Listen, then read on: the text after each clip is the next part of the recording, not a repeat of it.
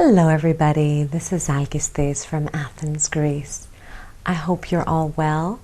Today I'm going to answer a question by one of the viewers who wrote in that one of her close friends has died from cancer at a young age.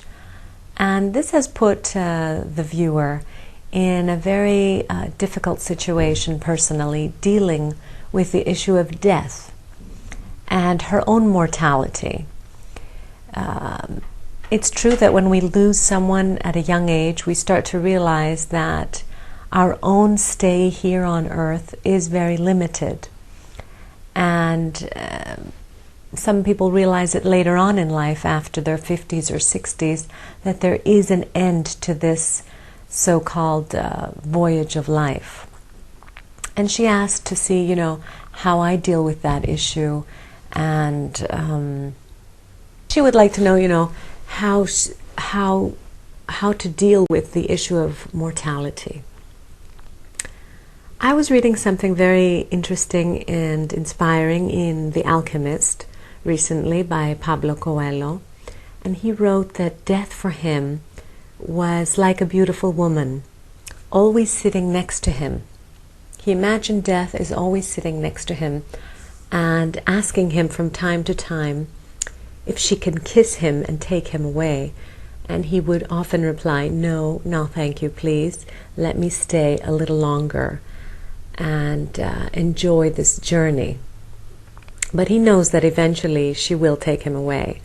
So in a way he has a relationship with death, as if it's a person. I myself have something similar in the sense that I often think about my mortality and the fact that I'm here for a short while, and what is the best way to live my life.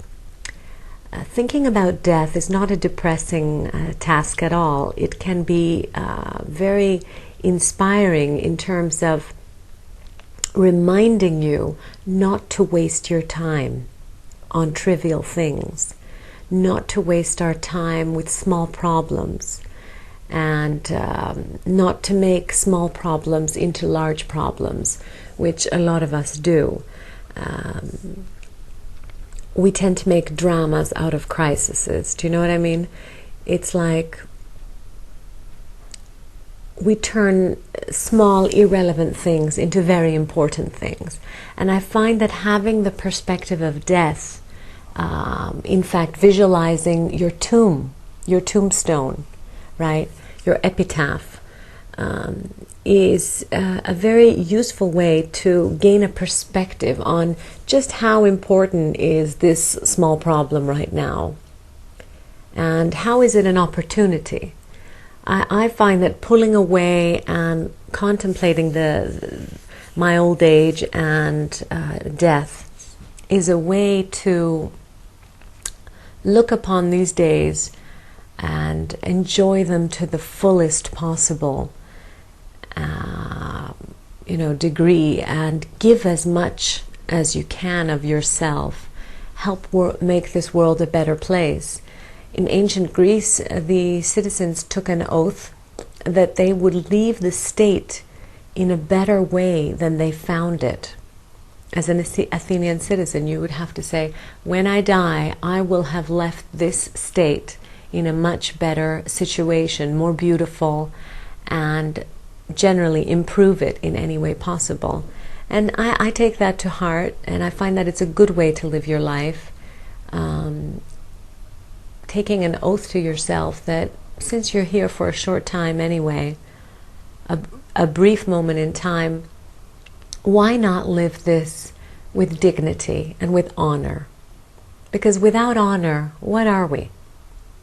Right? If you're living your life as a lie, if you're living your life according to what other people want of you, that means that you haven't taken your life seriously yet. And I do find that thinking about the day of your death and looking back at your life from that date to right now is a very useful exercise. For example, I often ask myself, my future self, myself of 80, 89 years old, the wiser, older Alcestis, the one that is near her death, I think, what would Alcestis of the future, the one that's near her death, what would she advise me how to deal with this problem right now? So I use the wisdom of death for increasing my life standard and improving situations in my life right now, because that's what death offers us. It offers us wisdom. And so I think that really there's nothing to fear about death. It's a natural process. You're part of nature, in case you've forgotten. And if you look at the trees, you know, the leaves will fall, and there is death at winter time. Some say that there is a rebirth after death, and the